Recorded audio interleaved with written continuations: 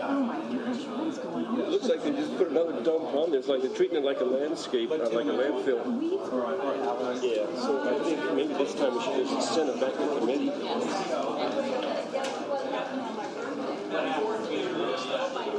That thing we're adding tonight for you.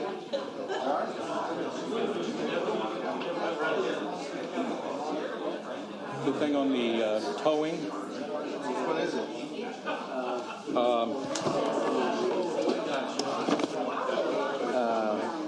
41, 241. 20, 21, 241, 241. How are you, sir? It's nice to see you in person. Hi, how are you?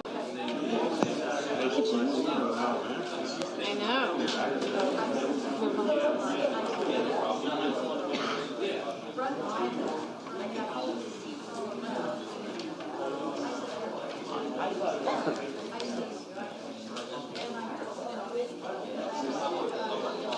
Stay out of trouble.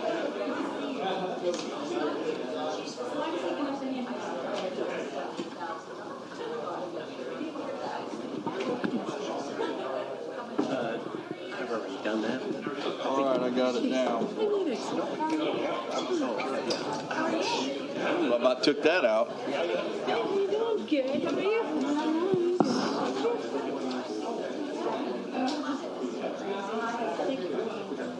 Yeah, I've seen it. Thanks. Ready? The chair will call the May 18th, 2021 meeting of the City Council to order. Please rise for the Pledge of Allegiance.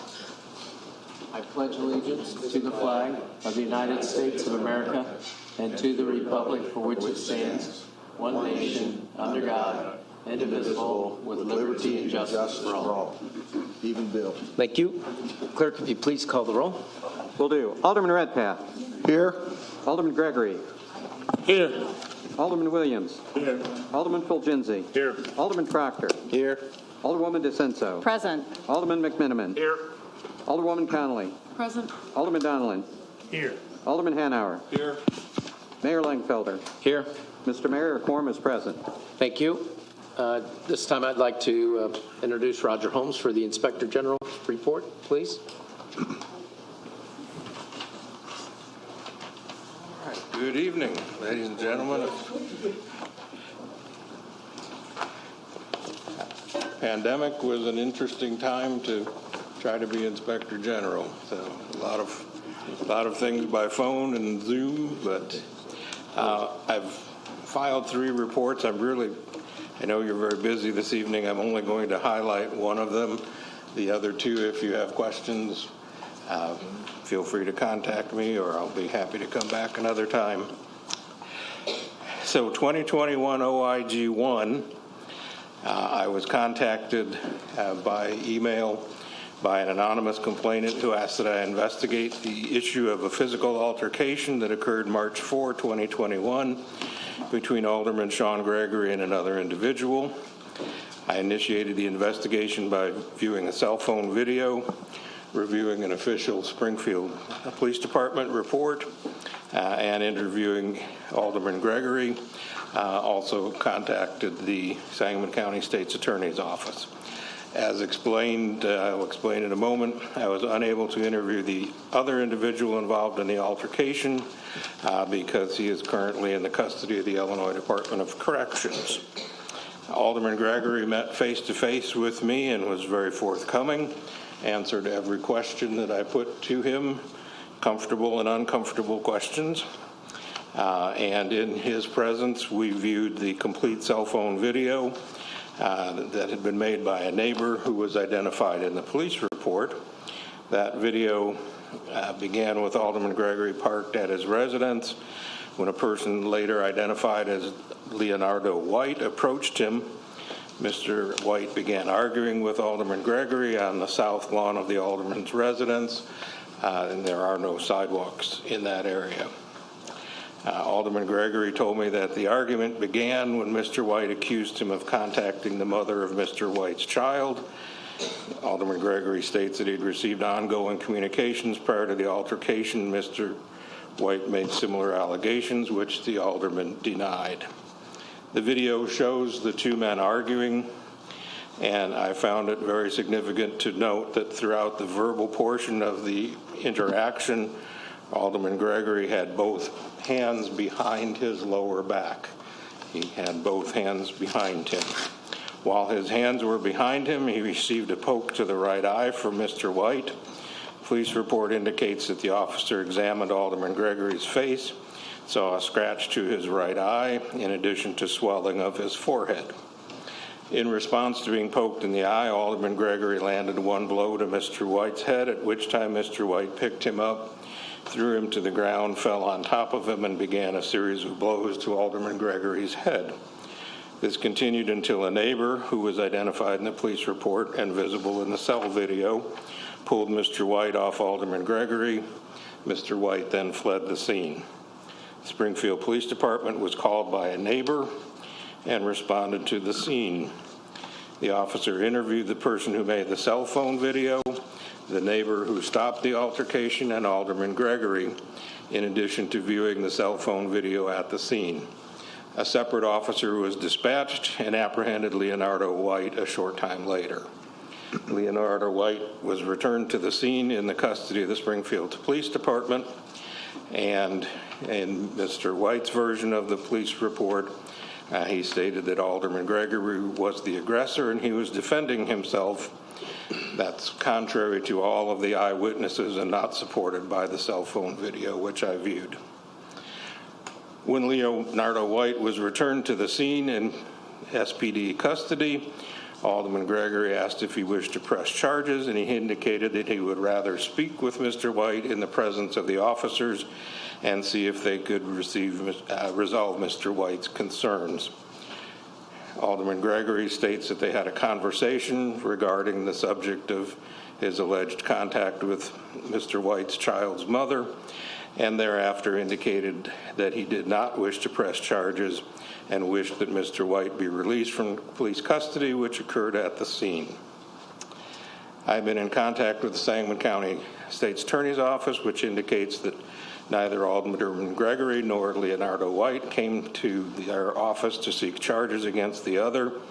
The State's Attorney has reviewed the cell phone video and police report, and no charges were filed against either party. As I stated, I was unable to interview Leonardo White because he is currently an inmate at the Illinois Department of Corrections Menard Correctional Center in Chester, Illinois. According to court records, Mr. White was on mandatory supervised release, previously known as parole, for a Sangamon County case in which he was sentenced to 3 years to Illinois Department of Corrections for what the Sangamon County Circuit Clerk website describes as manufacture of a controlled substance, being heroin. Mr. White's parole was violated apparently due to a new pending felony charge unrelated to the Alderman Gregory incident. Mr. White has been to the Illinois Department of Corrections 4 different times from 4 different counties, including convictions for aggravated battery, use of deadly weapon from Peoria County, domestic battery with bodily harm conviction from Tazewell County, and a 2002 felony from Sangamon County in which he was charged with first-degree murder and pled to second-degree murder and was sentenced to 20 years in the Department of Corrections. Additionally, Mr. White had 5 orders of protection issued against him in Sangamon County in 2020 on behalf of 4 different complainants. Based on my review of the cell phone video, the Springfield Police Department report, the interview with Alderman Gregory, and my conversations with the Sangamon County State's Attorney, I find, as did the Police Department, that Alderman Gregory was not the aggressor in the March 4, 2021 incident. This, along with the State's Attorney's determination not to file charges, leads me to recommend no action or sanctions be taken against Alderman Gregory, and this matter is closed by the Inspector General. As I said, there are 2 other reports from last year. If you have any questions, please contact me, or if you've glanced at them and have any questions now, I'd be happy to take those. And any questions about the Alderman Gregory report? All right, hearing none. Yes, sir. On the other two, could you briefly go over those two? I don't think they've been covered in the city council, Okay. unless I'm mistaken. All right.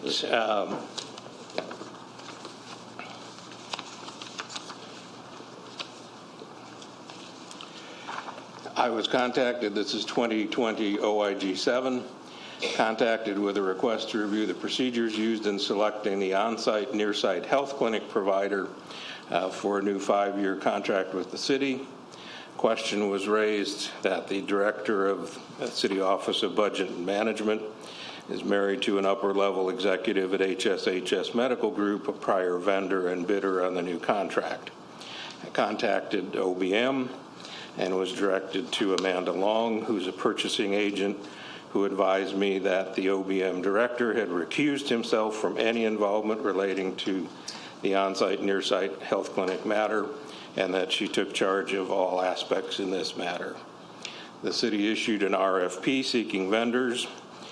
Copies of the RFP were sent to several local potential bidders, duly published in the State Journal Register and available on the city's website.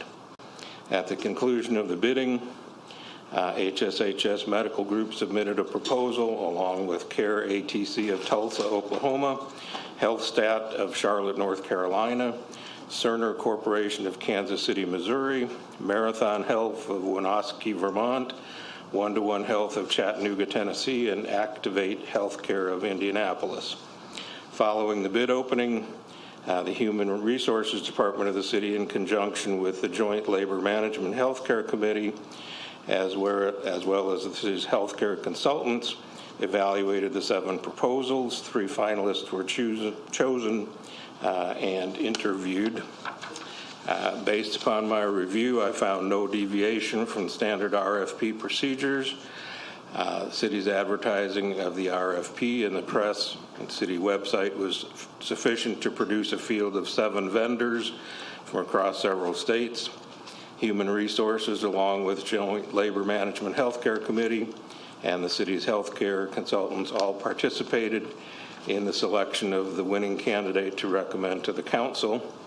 I found no appearance of any participation by the director of OBM, and all responsibilities were delegated to his subordinate.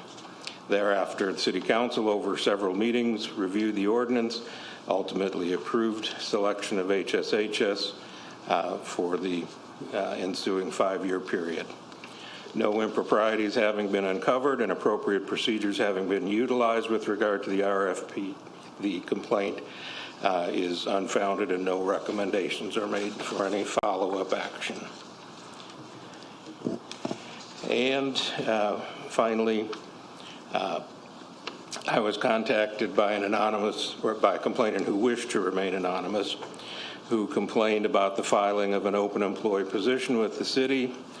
The complainant questioned whether or not the position should have been filled and whether the person who was selected as the new employee was qualified.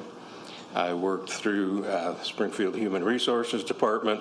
They were able to identify for me the position in question, and the procedures followed. The position was covered by a union contract, and following the interviews, an existing employee was promoted into the existing position.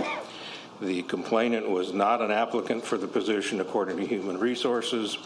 I found no improprieties in the filling of the open position or the procedures used to fill that position, and I closed the matter with no recommendations. So that's the 3 that I have filed, and any questions, be happy to take them. Any questions? Very good. Thank you very much. Hearing none, thank you. Thank you. Next is Director McCarty to give the year-end fiscal report. And I believe speaking about the American Rescue Plan as well. Yep, talking about both those things. Does everybody have it on their screen? I brought paper copies if anybody wants any. Yeah, like you did. Yep. All the aldermen have it on your computers if I you'd like don't. to pull it up. We don't. On the bottom. It's on the bottom. The PDF? Push the P. Oh, we got it. I'll just hand some out. I don't want a paper copy. High tech. Give everybody a minute to get a paper copy or pull up there. Oh, okay. Okay.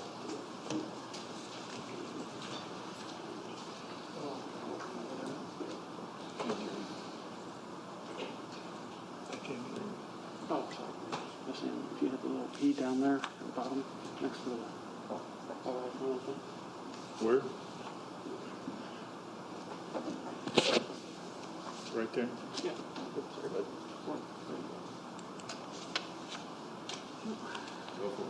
No, I see. I'm already 6 in, so you gotta catch up. We good? Are you looking ahead, Alderman Hanauer?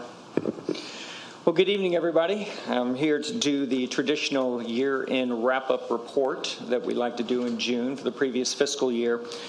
We're going to start off with some very good news. We're going to end with a little bit of sobering news, and in between we'll be talking about ARPA as well, which is the American Rescue Plan Act, and the dollars that are involved with that, especially as it pertains to the city of Springfield. So let's start with our traditional KPIs, our key performance indicators. Our ending fund balance this year, you at FY17 through FY21, it was $19.1 million back about 5 years ago. This past year, we're looking at ending around $33.5 million. So quite a nice increase there.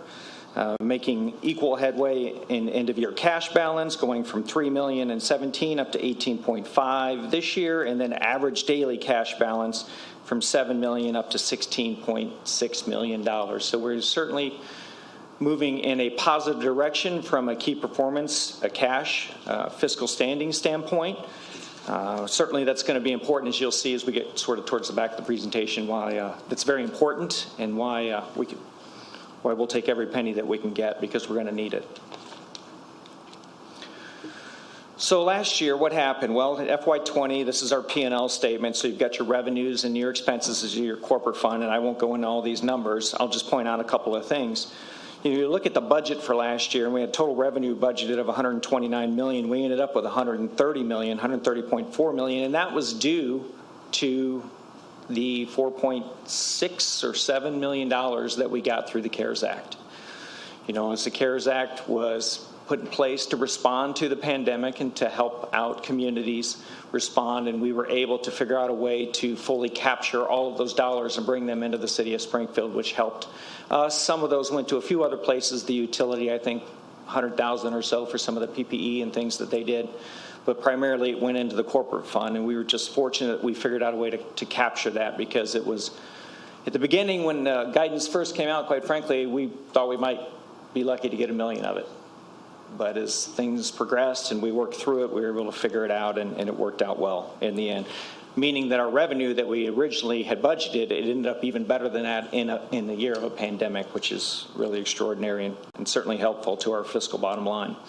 On the expense side of thing, on day one of the pandemic, the mayor and I sent out a joint memo to everybody that essentially said, stop spending.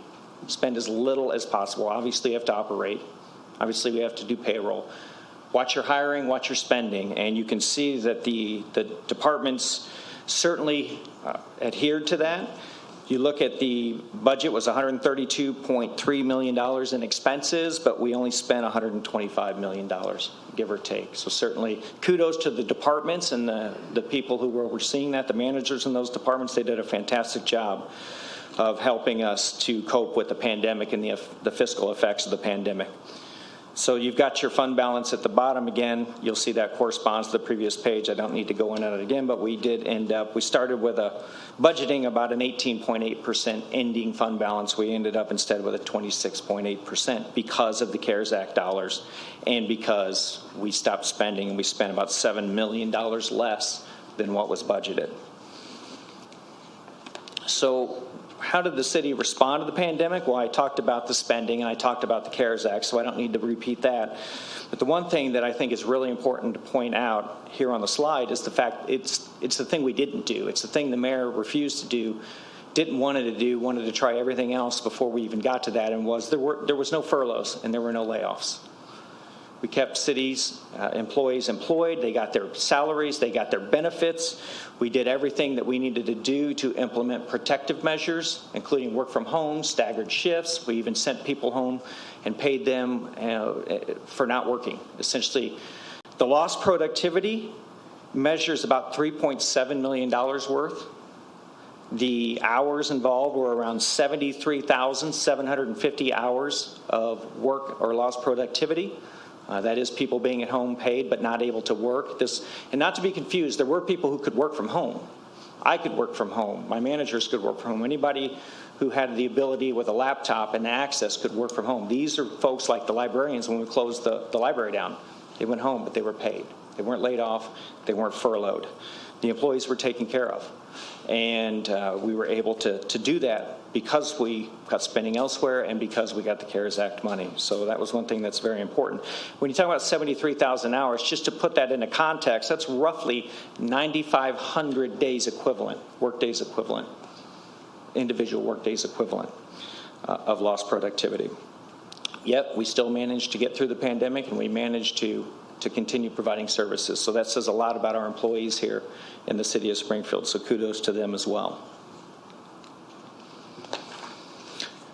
The American Rescue Plan, more than $130 billion in direct aid available to local governments. Springfield, $33.8 million available to us. And the interim final rules were released by the Treasury in early May. Once that happened, we started pouring through them. And remember, these are interim, so things are subject to change, though I don't expect a lot of changes. But I've certainly been surprised before, so we will see on that. 2 weeks ago, we completed the registration process with the federal government.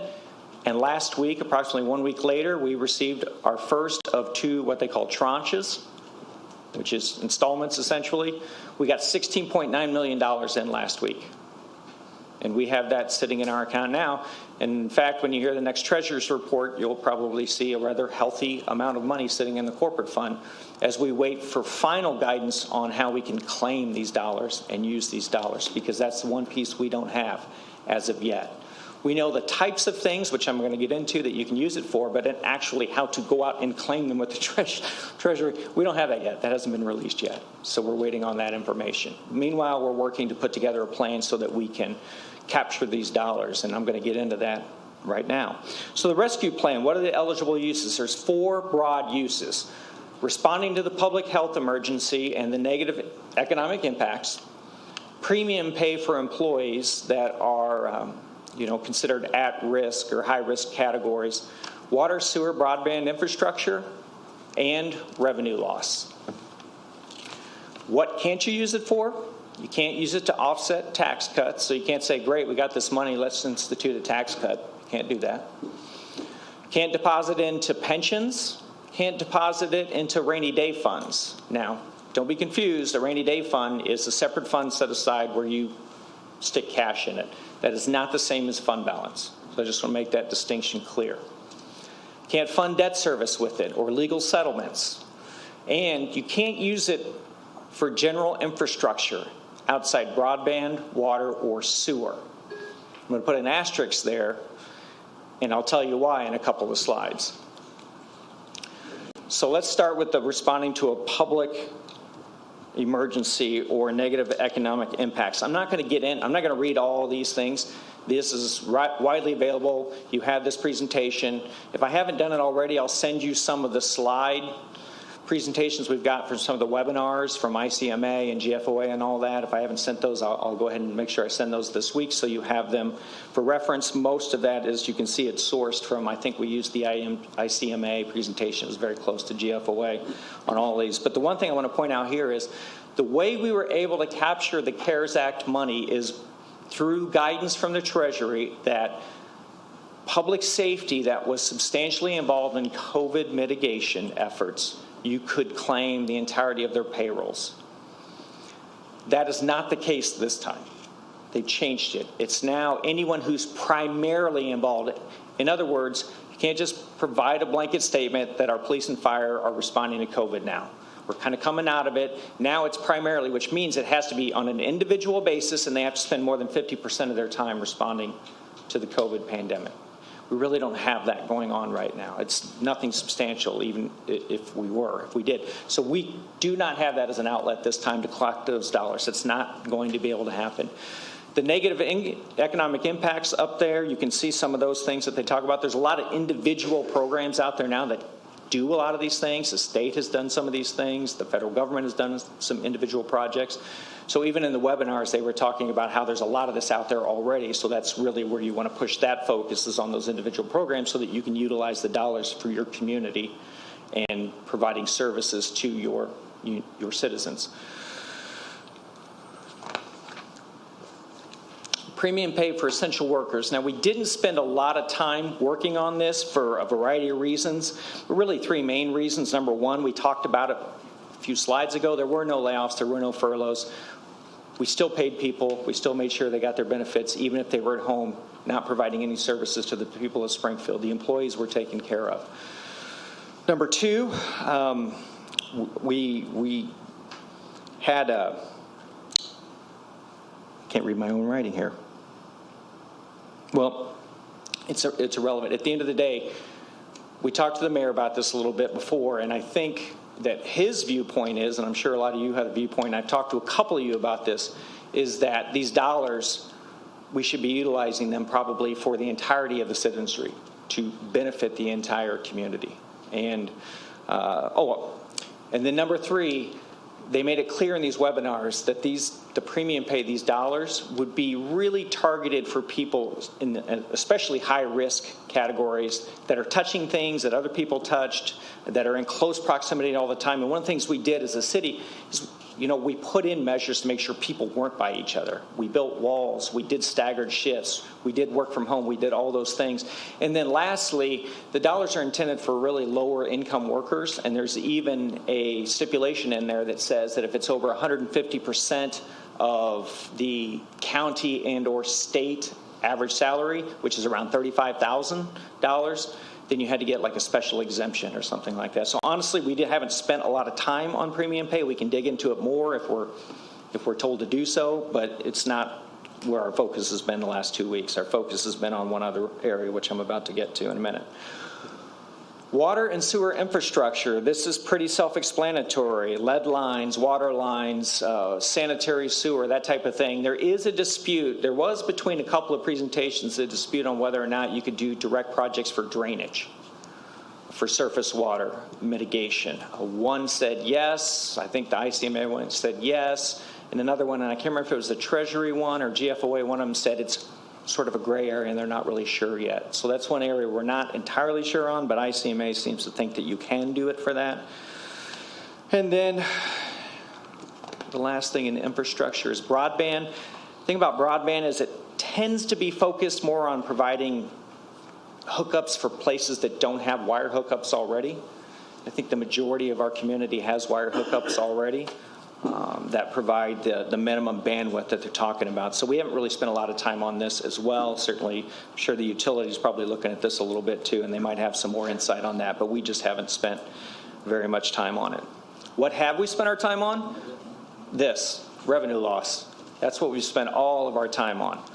And the reason is well, there's really a couple of reasons. Number one, everyone, including the Department of the Treasury, recommended to start here. Why? Because this offers maximum flexibility on usage of the funds. You can use this for a lot of things, including, this is why I said an asterisk a couple of slides ago, infrastructure. You can use this for streets and sidewalks. You can definitely use this for drainage. Okay. There is no gray area. This offers maximum flexibility to use it, and it's a very general statement about in providing for government services to your residents. And on the next slide, I just put a whole litany of different things just to show you the gamut of the types of things, but it's not an exhaustive list, and you'll see that. So how do you do the revenue loss? How do you capture it? How much are you going to get? Well, the answer is through revenue loss, we can get it all, and we can get it all by 2023. And I think that's probably the part you care most about. So I can go into the details. I don't need to, but I'll just tell you, you look at your previous 3 years prior to the pandemic, you grow your revenues at either whatever the average rate was for that 3 years, or, to make it easy, they just said 4.1%. Well, we used 4.1%. We did the math. And in the end, we will be able to capture it. It's on a calendar year basis, which is, slightly adjusted off of our fiscal year, which is a couple months off. But nevertheless, it gets us to the same result, and that is the ability to claim all of the dollars. Here's that slide I told you about, just a whole host of things that you could use the money for. This is not by any means an exhaustive list. There's a whole... Really, the only thing you're limited by, quite frankly, is the things that were on that ineligible use slide a few slides back. So just consult that, the debt service, the pensions, the rainy day fund, that type of a thing. Can't really use it for that, but anything else is pretty much fair game, even if it isn't explicitly, except for the infrastructure. You can use it for infrastructure. That you just can't do a separate, like under one of those other categories. You just can't do streets and sidewalks. That's all that is. Here is the revenue analysis. If you want to see it, I'm certainly not going to go into this, but it's there for your review. You can see how we came up with it. The only thing I want to point out here is we did identify 4 funds that were impacted under the categories of general governmental taxes and fees. Of course, the corporate fund. Fund 95, because Fund 95 is funded through primarily sales tax and hotel motel tax. So that is certainly eligible. Motor vehicle parking fees are eligible. So as you all know, there's been very little parking. There's not been any charge for parking for quite some time. In our MVP fund, we've been subsidizing out of the corporate fund. Last year it was $300,000 maybe, give or take. Might have been more. This year I think we budgeted $400,000 or $500,000 in subsidies, not knowing how long the pandemic was going to go, not knowing how long it was going to be before people started paying for parking. So MVP is part of that. And of course, much to Director Dahl's delight, we've got SCVB in here, Fund 21. He's very happy about that. Yeah. Every time I see him, he smiles at me. He's always trying to give me stuff. And anyway, so certainly that's hotel motel tax, that counts, so we're looking at doing that, which will help him and his team as they try to work to bring our tourism back to the city of Springfield. I know that'll provide a big boost, so we're happy to help out with that effort and get him the dollars that he needs to make that a reality. And again, you look at this, you have $16 million this year. Of the $16 million through revenue loss, we think we can claim $12 million this year, $15.6 million next year, and then whatever's left the following year after that. So by 2023. The thing I want to point out is when it comes to revenue loss, you have up until 2024, I believe, is to claim the dollars. It has to be sort of obligated. You have 2026 to spend it. So there's no rush on spending $33 million. It gives you all time to work with the mayor and decide, a good, thoughtful plan on how to utilize these dollars in the best possible way for the citizens of Springfield. So, again, no need to rush, no need to feel like you have to come up with something. And again, we won't even get $16 more million until next year. So all great news, no doubt about it. The year ended up much better than we could ever have hoped in a pandemic. We came out ahead of what we budgeted, even pre-pandemic. Fund balance is a record level. Certainly cash is really high, could potentially be at a record level. Things are certainly good when you look at this particular window in time that we have, this snapshot in time. We're getting the ARPA dollars. That's going to help as well. Things are looking really good. But when we look out and expand our window from the 1 year that we're currently in or the 2 years that we're currently in and how good things are, when we expand our window to 10 or 20 years, we keep coming back to the same thing over and over and over. And it's not changing and it's not getting better. And that is pensions. There is a reason why, if you look at our headcount chart, those headcount charts that are in your books, and if you had some from even previous years, you would see in 2006, I want to say, we had 281 officers. We budgeted 225 this year. We used to have 225-ish in public works a decade or so ago. Now we have 185? Why? You're looking at it. This is the primary reason. This, along with some of the impact of e-commerce, which hopefully is going to rebound a little bit with the new law that's in place. I won't get into that, but we should be getting more sales tax in. Never be what it was, even with the new law. But that, and then this. This is the primary culprit, and this is not going away. The one thing I wanted to do is I put this slide in each and every year in the overview and have for the last couple of years. But the one thing I've never done a good job, and I realize this, I've never really done a good job of spelling out what you're looking at here. So the next slide does that very thing. What does that chart on the previous page tell you? It tells you that between now and 2040, we have, according to the actuaries, this is not me making up a number, we have $830 million that we have to pay for police and fire pensions between now and 2040. Of that, we think property taxes will cover about $500 million, but we still have to pay it. So the rest, $330 million, which is you see on the previous slide, we've talked about that, it's the gap. $303 million from other sources, that's our sales taxes, those are the things that are paying for those fire department. Those are the things paying for police right now. Those are the things paying for public works right now. That's where that money's got to come from, or it's got to be new revenue. It's basic math. What does that average out to? That means between now and 2040, we have an average of $41.5 million a year for police and fire pensions. Raise your hand if you remember what we budgeted this year for police and fire pensions. $27 million. Remember how hard the budget was and has been the last couple of years? We had $27 million. We have to average, if the state does nothing, we have to average $41.5 million over the next 18 to 19 years. That's why right now it looks really, really good. But when I'm looking at 10 and 20 years, things don't look so good. So as we continue to think about where we are and how good things are right now and figuring out how to spend our money, I would be remiss if I just didn't remind everyone what we're facing and the enormity of it. I wish it wasn't here. Certainly we're trying to figure out some things we can do. Could use some state help, but I don't think the bill went anywhere this year.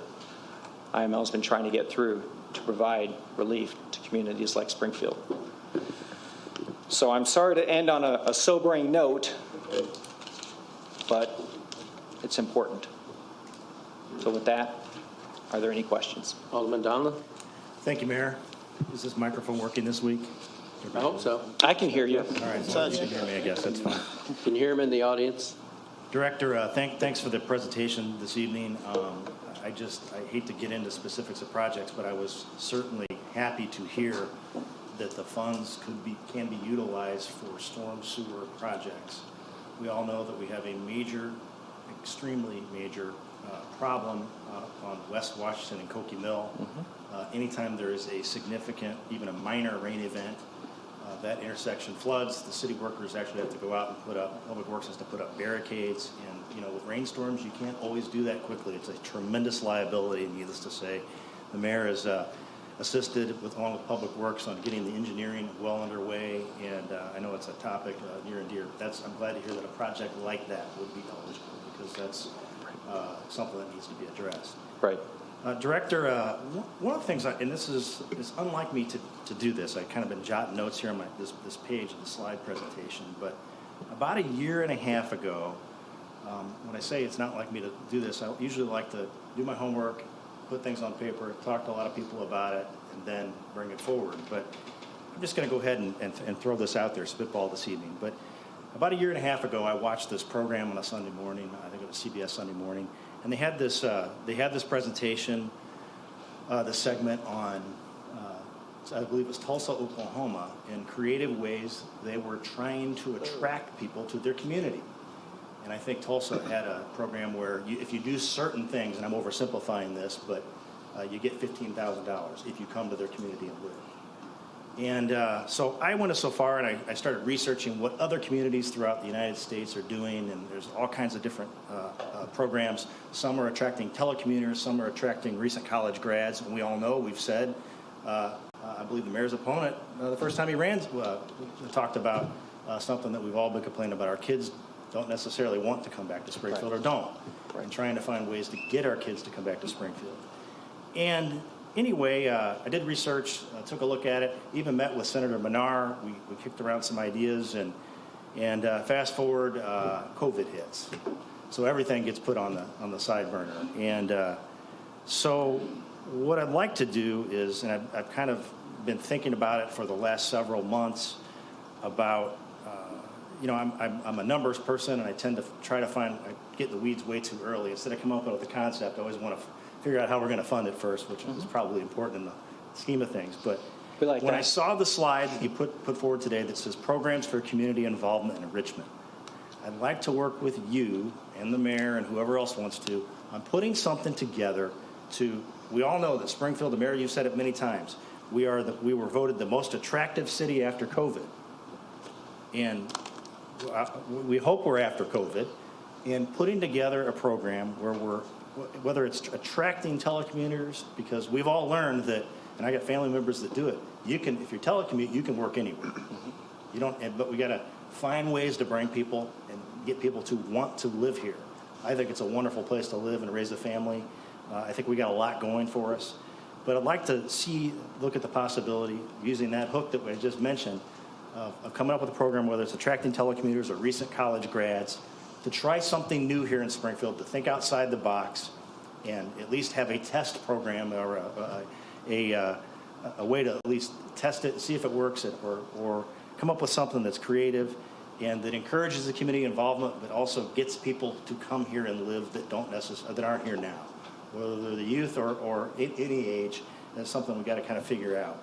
But it's a way to invest our community, I think, with long-term results. And it seems like these funds, the recovery funds, would fit very well with a program like this in developing that long-term goal so that we could attract people and get our population up, keep sales tax growth and the other fees growing here, and quite frankly, just keep our community vibrant.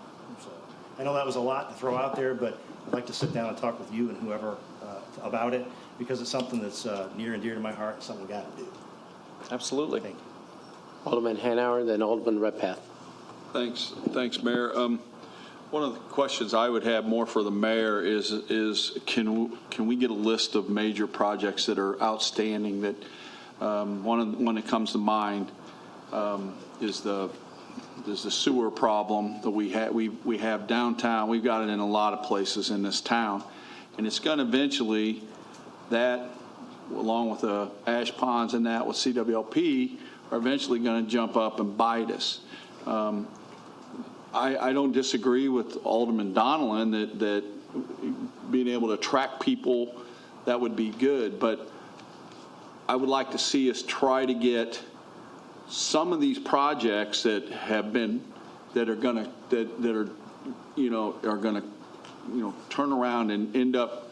If we have a major cave-in somewhere in this town, we could lose buildings. We could lose. It could be a big problem. And I know. What I don't want to see is us take this $33 million and just, burn it up. We've got to look at something. We've got to look at some of these long-term problems that we've had that we just have not been able to focus on. Now, I don't know what the rule is as far as any type of a bonding. Can we bond some of this, or is that not allowed? Or Bill, you can't use it to pay debt service. Okay. So you wouldn't be able but to I would do like to see a list of. I know we have, Nate. We got what's how much is the estimated for the sewer project, and how much are we getting from feds anyway on that? Can we use this along with federal funds? Can we use it as a city's port? I'm just throwing this out there. I mean, we've got, and we've got things like, the lead lines. We got getting rid of the, getting people out at the lake on the sewer system, things like that, that these are things that we've been trying for years to do. And I think that's something we need to look at. Alderman Donnellan, that affects wards 9, 8, and 10. The Washington, the Washington and Cocamill. That's bad. We've all had constituents who's lost cars due to that bad floodplain there. So I just like to see us get some sort of a list from you guys so that we can maybe try to, at least even if we could just knock off one thing off of that list, that's one thing we don't have to worry about anymore. Yeah, you hit the nail on the head, because I've had this conversation with Nate Bottom and others. You want to look ahead. You don't want to do the easy to fund projects. You want to do the hard ones. And I think who has flooding issues in their ward? About everybody does. I mean, everybody. And I think Alderman Fulgenzi brought it up about the north end. You know, we're going to be slapped with an EPA finding on that if we don't do something. So we had conversations with the sanitary district on how we can leverage these dollars for that. With regards to bonding, and Director McCarty can correct me if I'm wrong, the flexibility in this is you can do the revenue replacement or what have you, and then your ability or the strength of the corporate fund, at that point you could do bonds and move in that direction to the other initiatives. But we'll have those more detailed discussions. And that's the importance of having the ward plan meetings right now, is because we can get the public's feedback on some of those items as well.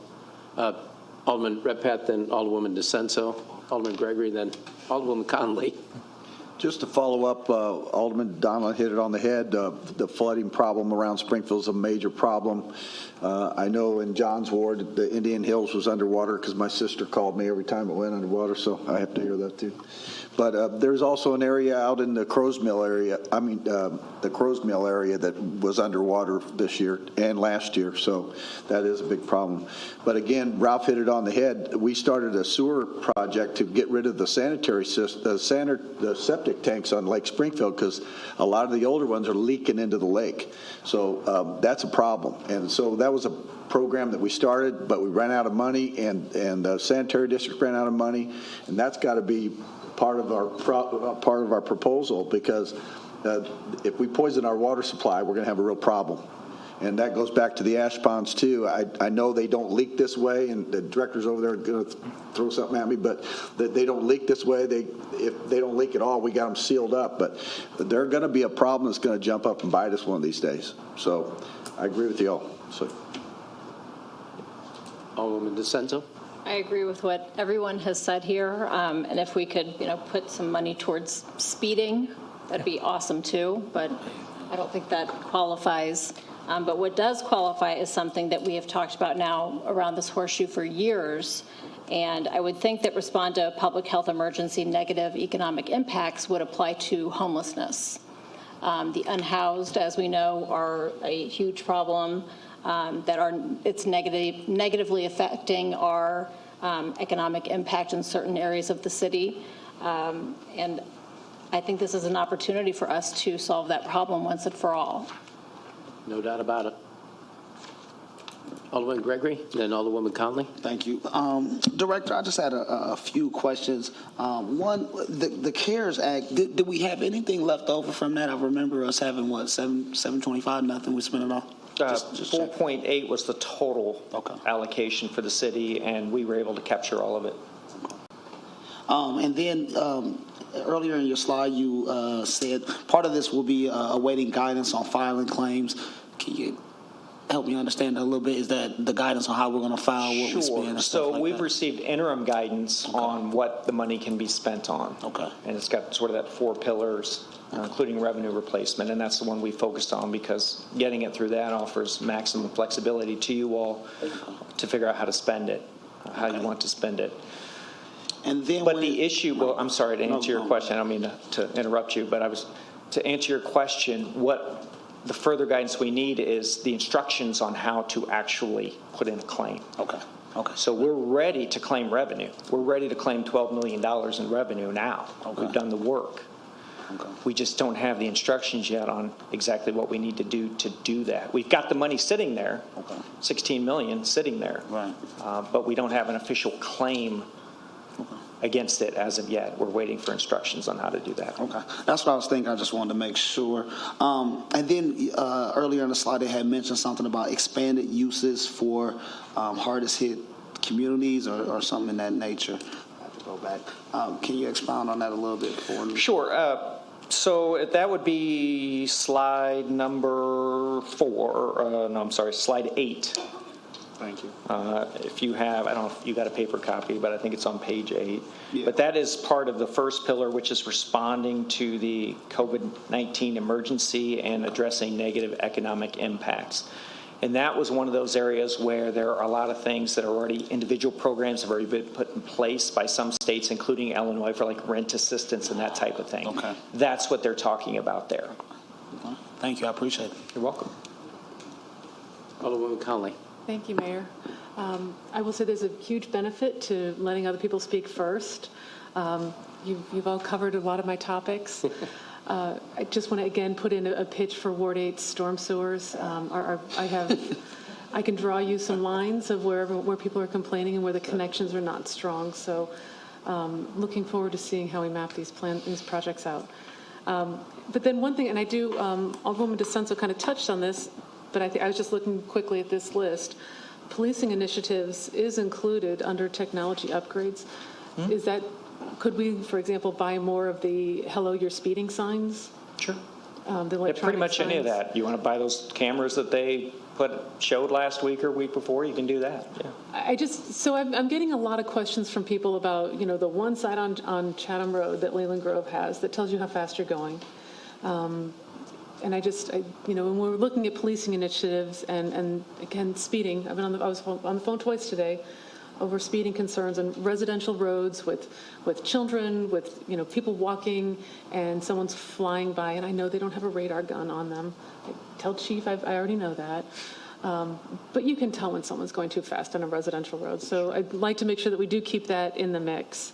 But also, I have to say, the second item on this list that pops out at me is restoring budget cuts, including police and fire department. So are we looking at this as a way to restore our cuts to the fire department? If you so choose, yes, it is. This is one of those important. situations where we know that there's an issue, but there are talks underway. This would provide temporary relief, right? I showed you the last few slides. Well, it's still up there. What our problem is. And this is the type of thing that, I think Alderman Redpath and others were concerned about it is the future. But the nice thing about this money, which I think is what you're getting at, is this provides the ability, if the council chooses, to reinstitute those funds for this year at least as we work through how to move forward into the future. So it buys a little bit of time. Is it a panacea? Does it solve our problem? No, it doesn't. No, and it doesn't. But it helps. You did mention, right. And one thing you did mention, though, was new revenues for that pension debt. So do you have numbers handy on what our 1.5% of the marijuana tax has brought in so far? I can tell you that each month brings in 42 to 45,000, at least the last time I looked. And that's so you're talking about 23, let's call it 22,000 a month for the 1.5% going into pensions. Okay. So we're talking 300,000. But it's some new revenue. Yeah, it's 300,000. Yeah. And do we have projected growth numbers on that? On cannabis? Yeah. No, I mean it's brand new. We don't have any idea. But the first year not even complete year has been 600,000 or so, I think, is what our initial estimate was, just based on the numbers as they were coming in. The issue that you have, we've gone full circle. We're now back to the point where we can't report the revenues again because we have another business that opened in Ward 10 that's not the same as the one we already have permission from. So there either has to be a law change with the state, so maybe somebody could talk to Senator Turner, or we have to reach out to, is it Maribis, I think, is that right? And see if they'll provide the same permission that Ascend, whatever it is. Ascend. Somebody knows it. That's good. Ascend. I knew it was close because I drive by it. It's the old steakhouse. But if we get permission from Maribis like we did from Ascend, then we're okay. But now that we've got that second business that we don't have an explicit law change for and we don't have permission for, we're back to, we can't tell you how much we're getting. But that's a brand new one that's opened in the city limits. Yeah, it's open now. I'm just saying. So we are trying to grab new revenue to address this issue. Sure. Okay. Unfortunately, every dollar helps, no question about it. But unfortunately, $300,000 a year Well, it's not, oh, that's, yeah. is It's more than we were it's not putting going in to help 2 a years lot. ago. It's not going to help. It's going to help, but it's not going to help a lot, unfortunately. Anything Then- else? Go ahead. Oh, I'm sorry, I'm going through the right. whole list, Mayor. That's good. You can't put a pile of money in front of us. So the technology upgrades for the traffic light systems, are we working on, do we have, and this is probably better for Nate Bottoms, who I would see is be. hiding again. He's back there hiding behind the pillar. Can't hide, Nate. It's good effort, though. But those, so like the modernization for that that. we've talked about, those are Absolutely. absolutely part of this. Yeah. Okay, You want to that's great modernize know. traffic signals? You want to turn streets from two-way to one-way, or one-way to two-way, or you use it for any of that? Wonderful, thank you very much. Mm-hmm. I appreciate this, because the last time we talked, you weren't entirely certain that storm sewers were in there, so. Well, under revenue replacement, I'm fairly confident that we can do that. That's And I wonderful. thought they were in the other. Like I said, the ICMA presentation said clearly in there that they're covered. And then another one said, well, and I think that was the one from the Treasury, which That's the gives one me you want to pause. follow? They're Yeah. sort of, the one setting the rules, said they weren't quite sure if that was going to be included. But under revenue replacement, so the key for us, our homework has been figure out how to capture as much as possible through revenue replacement. We figured that that's what the council and the mayor would want. That's what we've been working on. And like I said, we are very confident that we can capture all of it through revenue replacement, just as long as everybody's patient and can wait till 2023 to get the last of it. Again, remember, we have till 2026 to spend it, so So does 2024 to obligate it. So, because I understand that certain supplies are difficult to get right now, concrete, some of the things that we would need for the infrastructure. If we have projects obligated, but the dollars haven't been spent down by 26, do we lose the money, or do we, like? That has to be spent by It has to be 2026. spent. Don't worry, And I'll we have to spend it. obligate by 2024. Based on the conversations going on, I don't know that we'll have to wait that long. I don't think we'll have a huge problem, but I just want to, I like. I have a those feeling details. these dollars can be spent sooner rather than later. But Wonderful. Hey, no just- shortage of things that need to be done. There's no doubt about Just that. send us all a check for $3.3 million. We'll just call it even. Anything else, Alderwoman just do Conlon? that. Thank you, Mayor. No. Yep, Alderman Fulgenzi. Thank you. I know we all have a lot of flooding issues, but as documented by the city, we have a lot of them in Northgate, Irisdale, Indian Hills, and a lot of it requires not necessarily storm sewers, but grading the areas so that they drain better. And I wonder if we've got enough personnel to do that, or if we need to hire people to do that and start working on 2 or 3 of these projects simultaneously. I'll defer to the Director of Public Works for that. I can't answer what his plan is. I'm going to let him Date's answer. coming up. Certainly don't have the personnel that can do it at this time. We would either need to contract out or hire additional personnel in regards to grading and ditching. We do a lot of that in-house at this time. Some of the larger storm sewer projects, we tend to contract those out. In regards to some of the costs, I think the Northeast area sewer, $43 million was the last estimate a couple years ago. $20 million, I believe, was the estimate to remove all of the sewers off the lake. I think we had $10 million kind of earmarked for doing some downtown detention pockets to help alleviate some of the flooding there. $5 to $7 million for Cokie Mill Road project, as well, including the drainage. 7? What's that? Would you say 7? 5 to 7 million. Thank you. Sorry, I don't have all the numbers in front of me. I'm shooting from the hip a little bit. I feel like you just spent all our money. You did. Bill, go back. We need a lot more. If only I could. So any other questions or comments? Thank you, gentlemen. Very good. Thank you. All right. Thank you. And if you got any questions, you know how to find me. Chair will entertain a motion to dispense with the reading of the minutes of the May 18, 2021 City Council meeting and approve the minutes. So moved. Second. Been moved and seconded. Any discussion? All those in favor say aye. Aye. Opposed, say nay. Motion carries. Chair will entertain a motion to incorporate the pre-council first reading of ordinances in the record of the City Council meeting. So moved. Second. Been moved and second. Any discussion? All in favor say aye. Aye. Opposed, say nay. Motion carries. Next item on the agenda is the consent agenda. The chair will entertain a motion to place incorporate a pre-council reading of the consent agenda into the record of this city council meeting. So move. Been moved and seconded. Any discussion? All in favor of the motion, say aye. Aye. Opposed, say nay. Motion carries. Chair will entertain a motion to place the consent agenda on final passage. So move. Second. Been moved and seconded. Any discussion? All in favor of the motion, favor, vote yes. Those opposed, vote no. Voting is now open. Two of us can vote. I'm still looking at Bill Luby. Yeah. You do a roll call vote? Yeah, I'll do roll call. Alderman Redpath. Aye. Alderman Gregory. Aye. Alderwoman Williams. Aye. Alderman Fulgenzi. Aye. Alderman Proctor. Yes. Alderwoman DeCenzo. Yes. Alderman McMiniman. Yes. Alderwoman Connolly. Yes. Alderman Donilon. Aye. Alderman Hanauer. Aye.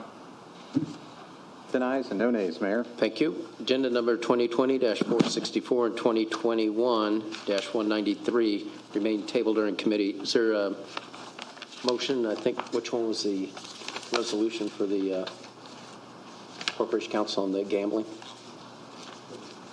Yep, the gaming. Motion to withdraw 2021-193 regarding a resolution regarding casino. Second.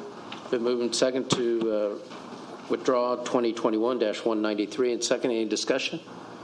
All in favor of the motion, say aye. Aye. Aye. Opposed, say nay. Motion carries. Next item on the agenda is 2021-164, an ordinance authorizing preliminary relocation expenses for the relocation of personal property located on parcels SR 0126, KH4 LLC, and SRO 129 Family Video Movie Club, Inc., in an amount not to exceed $647,500 relating to the Springfield Rail Improvement Project, usable segment 3. For the Office of Public Works, Chair will entertain a motion to place agenda number 2021-164 on final passage. Mr. Mayor, this we've got a family video site that borders Ward 6 and Ward 7, and it's really turned into something in the nature of a landscape dump, a landfill dump. What's the address on that? It's directly north of Laurel on MacArthur. And so we'd like to return this to committee for a fuller discussion next week, if we can. Okay. Send Public Works out and cite them. There's weeds growing out of We it. have sent inspectors to site. We have. So it's a motion to send this back to committee. And just to let you know, too, they have removed a lot of their stuff and are out of this building in regards to the property along for the rail project, and they have about 80 to 90% of the work complete, and they are eligible to be paid for these relocation expenses. So we understand that as far as the railroad relocation. We're just trying to get their attention because we haven't received their attention properly yet on this other side on MacArthur Boulevard. It's ridiculous. I mean, go by there. My son and I walk there all the time to get ice cream. And there's just these huge piles of sand, and now there's weeds growing out of them. It's an eyesore. There's no reason for it. Yeah, these are dump truck loads of sand, more than 10. Make sure and it looks like there's a fresh one today. So Brand new one. Yeah. So we just don't want to give them $500,000 for railroad relocation when they're being uncooperative on this other site that's related to family video. They've got different family members and such, and we just want to get their attention. Are they the owners, Alderman? There's one family video member or entity that owns the land that we're talking about at the MacArthur, and then there's another family. As far as this piece of property on 10th for the 10th Street corridor, are they owners or are they just in the building? On 10th Street? Mm-hmm. We think there are common family interests to both sides. All right. So, have we talked to them? Has anybody talked to them? Yeah, I've talked with the downstate property manager for family video, and he made some progress, but it's just stalled. And so we expect to get some resolution, we hope. I respect it. Let's do it. Do we have to vote on that or not? Yep. It's been a motion to return to committee and second it. Any other discussion? All in favor, say aye. Aye. Opposed, say nay. Motion carries. Next item on the agenda is 2021-210, an ordinance authorizing execution of a contract with the Board of Trustees of the University of Illinois for fire protection services from July 1st, 2021 through June 30th, 2022. Chair will entertain a motion to place agenda number 2021-210 on final passage. So move. Second. Been moved and second. Any discussion? Yeah, Mayor? Yes, Alderman Hanauer. I think last week I asked if someone could tell me have we had a chance, the opportunity, I know it was a short week for everyone, whether these are required to be both fire and emergency, or are we required by statute just to do fire? This actually is not, I did go back and check. Right. This is not actually a fire protection district. Okay, This is an that's area right. within the I city. apologize, yeah. No. But we are looking at the statute for the fire protection district to answer that question. Okay, thank you. This is located entirely within It's a Springfield. different deal. Yeah, Yep. I remember that now. Thank you. Any other discussion? All those in favor of the motion vote yes. Those opposed vote no. The voting is now open.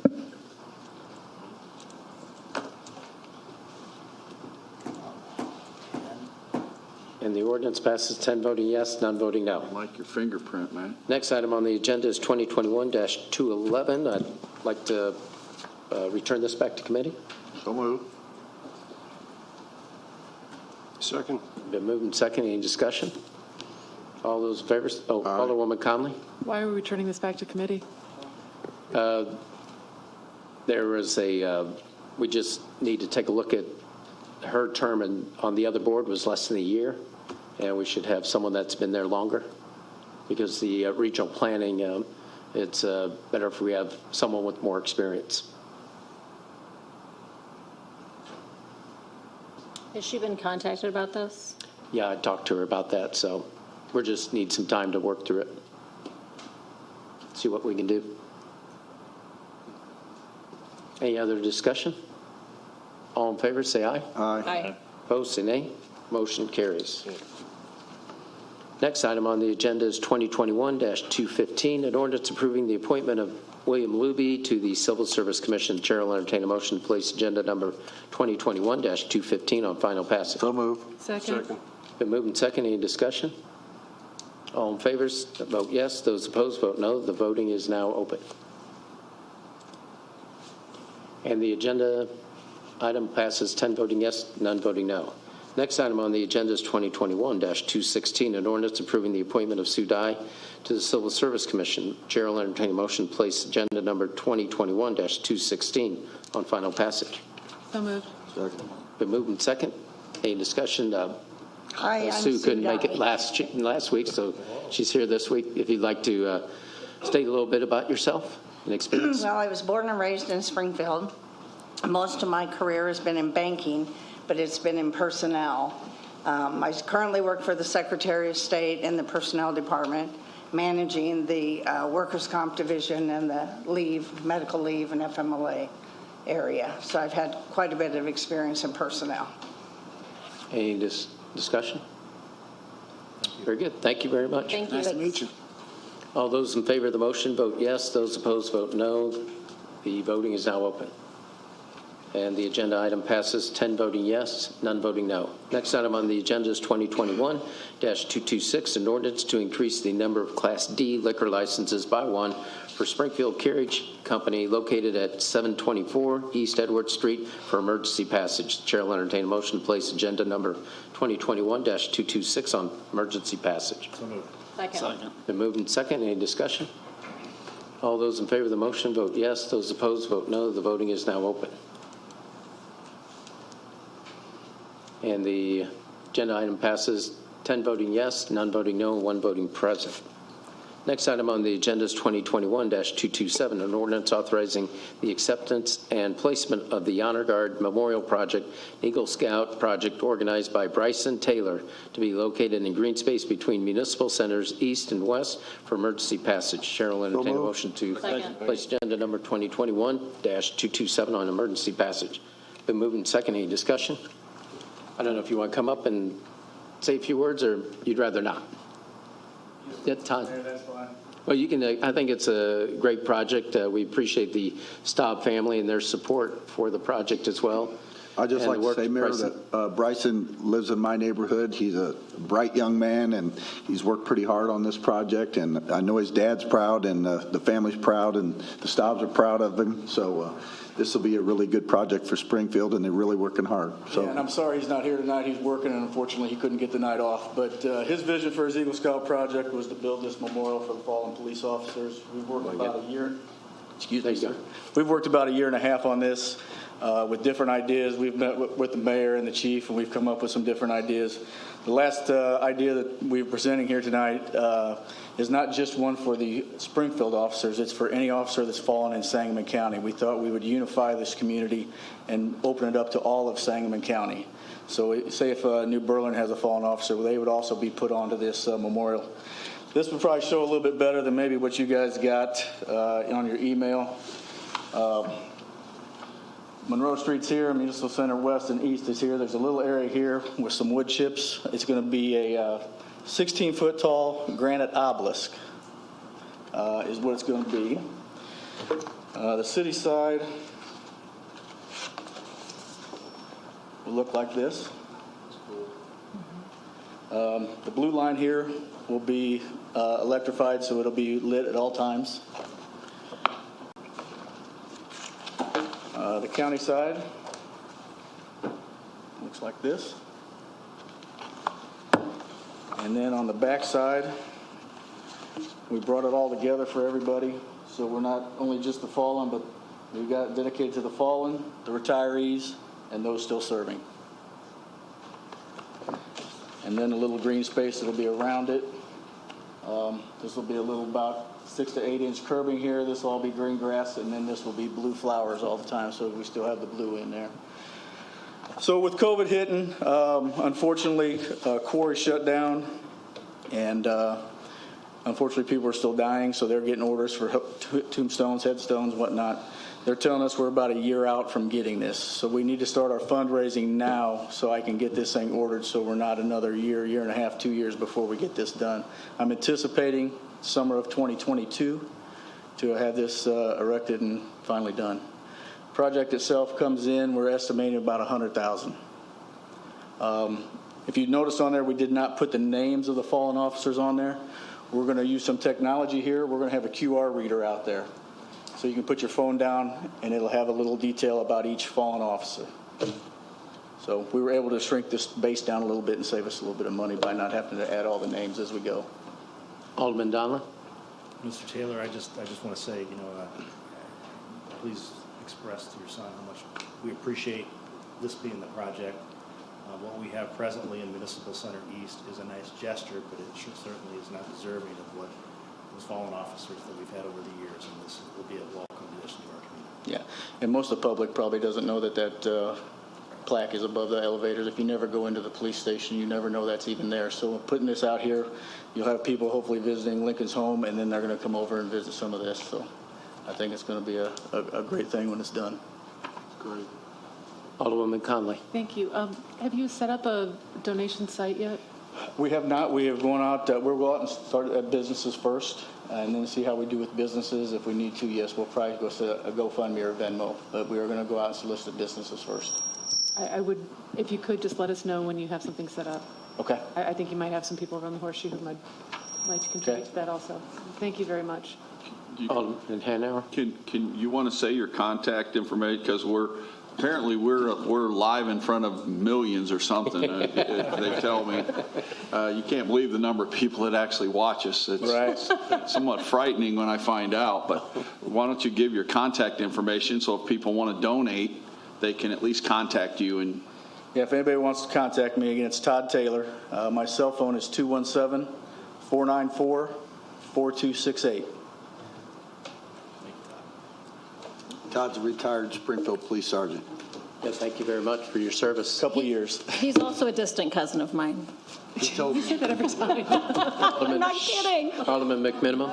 Oh, I'm sorry, sir. Mr. Mayor and Council, and sir, it looks like we've got two of your underwriters in the back pew there. And I'm sorry, I Staub. forgot to bring Mr. Staub into this. PJ and the Staub family have been tremendous through this thing.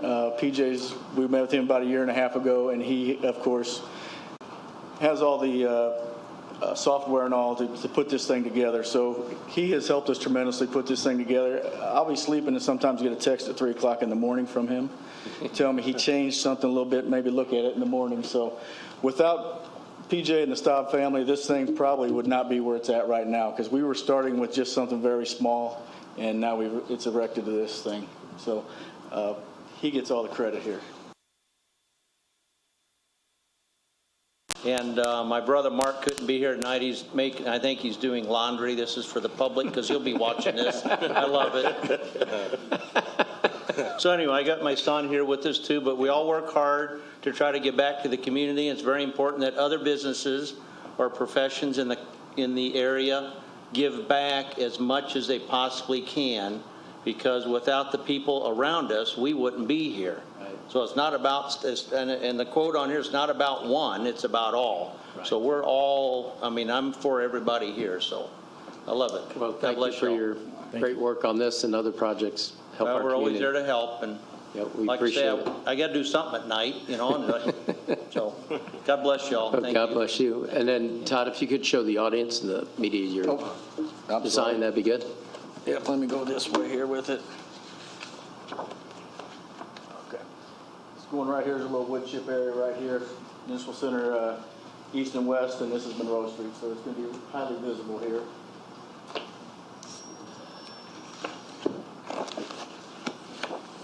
That will be the city side.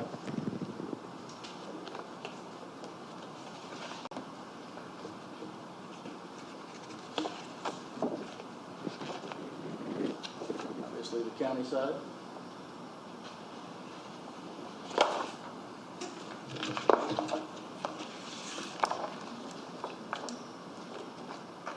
Backside, so it gets everybody, the fallen, the retirees, and those still serving.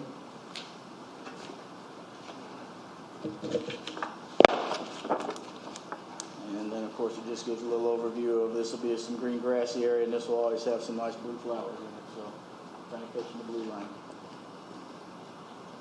Great. Good job, Todd. Thank you very much. Thank you. Thank you.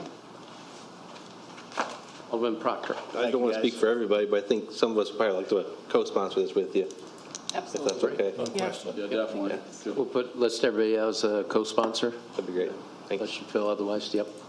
Well, thank you again. We appreciate your great work to recognize those that serve us each and every day. So all those in favor of the motion, vote yes. Those opposed, vote no. The voting is now open. It passes 11 voting yes, none voting no, none voting present. Chair will entertain a motion to suspend the rules and place on first reading agenda number 2021-240, an ordinance repealing previously passed ordinance number 436-11-20 pertaining to public health requirements. So moved. Second. Been moved and seconded. Any discussion? All those in favor of the motion say aye. Aye. Opposed, say nay. Motion carries. Chair will entertain a motion to suspend the rules and place on first reading agenda number 2021-241, ordinance amending Chapter 76, Section 76.44, the 1988 City of Springfield Code of Ordinances as amended pertaining to the impoundment of vehicles due to fly dumping. So moved. Second. Moved and seconded. Any discussion? All those in favor of the motion say aye. Aye. Opposed, say nay. Motion carries. Chair will entertain a motion to suspend the rules and place on first reading agenda number 2021-242, an ordinance to decrease the number of Class B liquor licenses by one and increase the number of Class A liquor licenses by one for RTP Liquor LLC doing business as 5 Star located at 1249 Toronto Road. So moved. Second. Been moved and seconded. Any discussion? All those in favor of the motion say aye. Aye. Opposed, say nay. Motion carries. Noted. Chair will entertain a motion to suspend the rules and place on first reading agenda number 2021-243, an ordinance amending Chapter 36 of the 1988 City of Springfield Code of Ordinances as amended by adding Section 36.57A11, designating Juneteenth as a city holiday. So moved. Second. Been moved and second. Any discussion? All in favor of the motion, say aye. Aye. Opposed, say nay. Motion carries. Is there any unfinished business come before the City Council? Alderman Redpath. Mayor, I'd like to recognize one of our former colleagues who now is a state senator, Doris Turner. She was just inducted into the Landfair Hall of Fame to join Mayor Ozzie Langfelder and myself. So want to congratulate her. That's a great honor for her, and she's a wonderful public servant. Absolutely. That's great. Congratulations. We'll have her back. Now that she's in the Hall of Fame, right? Hey, she's in the Hall of Fame Landfair, man. She knows what she's doing. That's right. Any other unfinished business?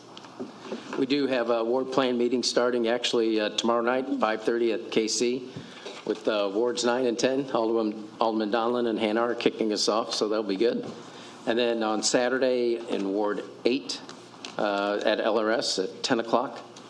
And then Monday is Ward 6 at Blessed Sacrament Cafeteria in the school at 5:30. So we invite everybody to come out, and it depends on the place. The CDC mask guidelines will be followed for sure, but it's up to that particular entity. What guidance they will have in place with their own establishments will be followed. Mayor, are you allowed back in Blessed Sacrament yet? Has that statute of limitations gone up from when you went to school there? Is he in the Hall of Fame there? Are you in the Hall of Fame at Blessed Sacrament? I'm not sure if I'm tall enough. You got to be 6'1". That's right. So I'll have to check. Is there any new business? Or I should say, Ward 5, we had to reschedule because the Levitt Concert Series is this Thursday, beginning at 6 o'clock on the Y Block. So hopefully you'll come out and enjoy the music. Is there any new business come before the City Council? Yes, Mayor. Yes, Alderman Williams. Thank you. So garbage, this is probably old subject, but new business for me.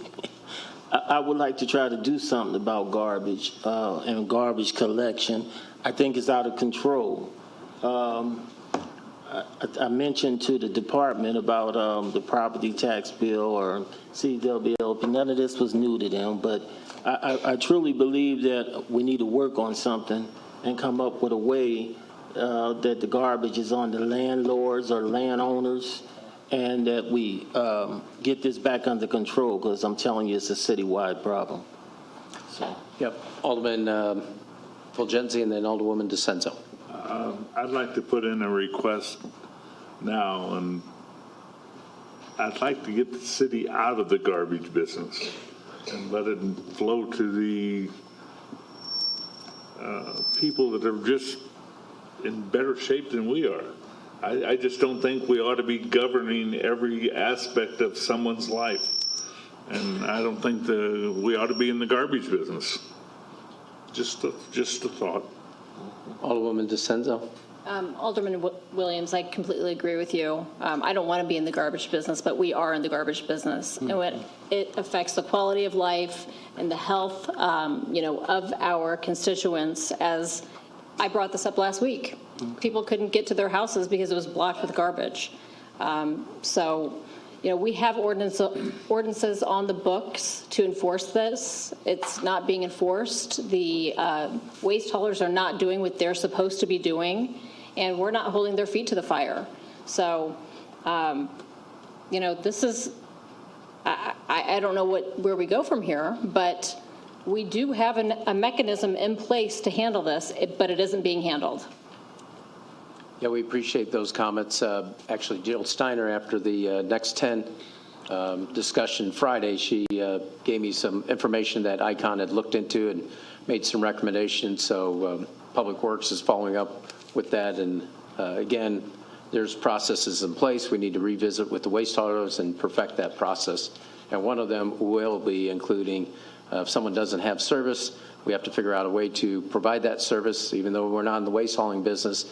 When you look to attracting people to a community, beautification is definitely one of those, and we do have a useful tool that has not been utilized, and that's putting it on the power bill. So we'll look at all avenues to remedy the situation once and for all.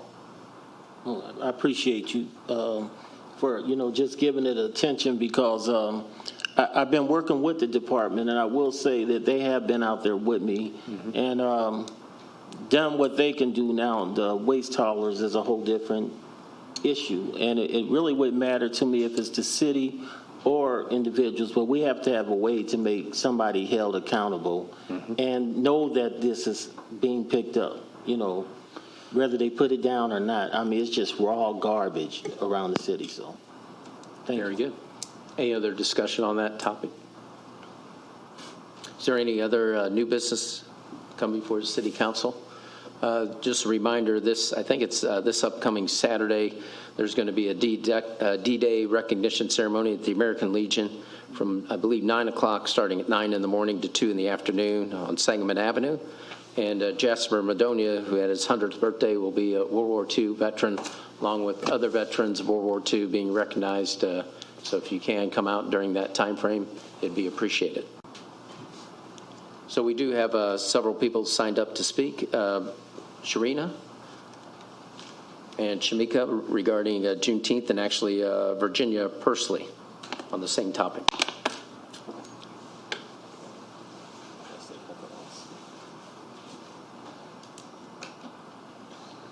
So if you state your name and address for the council, we'd appreciate it. Good evening. I am Erica Austin. This is Shamika Kerr-Gregory. Sharita Douglas is not here, but we're a part of the Juneteenth committee. Thank you for the opportunity to be here today, and thank you for your continued support of Juneteenth throughout the year. Legislation making June 19th day off for all state employees and a school holiday was unanimously approved by the Illinois House last week and by the state Senate last month. Juneteenth, also known as Freedom Day, Jubilee Day, and Liberation Day, is a monumental moment for African Americans in the United States. On June 19, 1865, Union Army General Gordon Granger, reading of the federal orders in the city of Galveston, Texas, proclaimed all slaves in Texas now were free. The news of the emancipation, freeing the slaves by President Lincoln took 2 years to reach Texans, and by that time, President Lincoln was dead, and the 13th Amendment, which abolished slavery, had passed Congress. Even though the slaves were free, many plantation owners wanted them to stay until the harvest, so they encouraged them to stay as hired employees. This shows the injustice between the people in power and those who work for them. The last few years, Juneteenth has taken on a greater significance with all of the high-profile killings and other incidents involving African Americans from all ages and economic backgrounds. The Black Lives Matter protests all over the United States and the world brings to the forefront the need for racial justice, reforms in police policy, and procedures and changes in legislation that particularly affect disadvantaged people of color. The Juneteenth Committee of Springfield, Illinois is pleased to continue the legacy and celebration by expanding efforts to eliminate racism through providing the public with information and education. We have our various activities starting on Thursday, June 17th and ending June 20th. There will be something for everyone to take part in. Thursday, we have the Levitt concert on the Y Block. Friday, we have a rally in front of the Lincoln statue. We have a reception at the Illinois State Museum in which we are inviting you all to see our exhibit. Saturday, we have a parade that will go from Martin Luther King down to Comer Cox Park. Sunday, we have church programs, a Christian extravaganza ending with blues in the park. We would like to see all our elected officials partake in at least one of the activities we have planned. We seek the support of our community leaders to recognize the past, reimagine the present, and realize our future. Springfield has much to be proud of and a rich heritage that we must celebrate and never forget. Thank you. Thank you very much. Alderman Gregory. Thank you, ladies. I'm so proud of you guys. You guys have done a great job, and these are the people who have been running this for the last, well, I've done it for some years, but they have been behind this, pushing this and making sure that it really is rising up to a regional event. We're trying to get it to a regional event where we have people visiting Springfield, Illinois, because I truly feel, and I know they do, that Juneteenth cannot be no more special in any other city but Springfield. Because of our history to Abe Lincoln. So I'm very proud of you guys. They have just I mean, they got a fantastic art exhibit at the Illinois State Museum is planned as one of the artists, Mickey Smith. I'm sure we've all heard of her. She won a national contest, through polo. Real polo, ain't nobody making them on the corner. It's a real polo shirt. That sold out, and all of that money went to COVID relief during that period. So they've done a great job, and in years to come, this is going to be a major event to help us in our city. Thank you. And isn't that also, thank you, Mayor. Isn't it also 217 Black Restaurant Week? Yes. Okay. It's a good one. Any other comments on that? Well, thank you very much. We appreciate it. Thank you. Next is, I think, Virginia Pursley. Oh, she was. Okay. Sorry. Is there anybody else wish to address the City Council? A motion for adjournment? Second. Been moved and seconded. All in favor, say aye. Aye. Opposed, say nay. We're adjourned. Thank you very much. Is that the shortest? You like this one? Hey, guess what I did, right? Hey, guess what I did? Another day. That's about. And I put the iron on there. Rip the slide the iron. Like that. That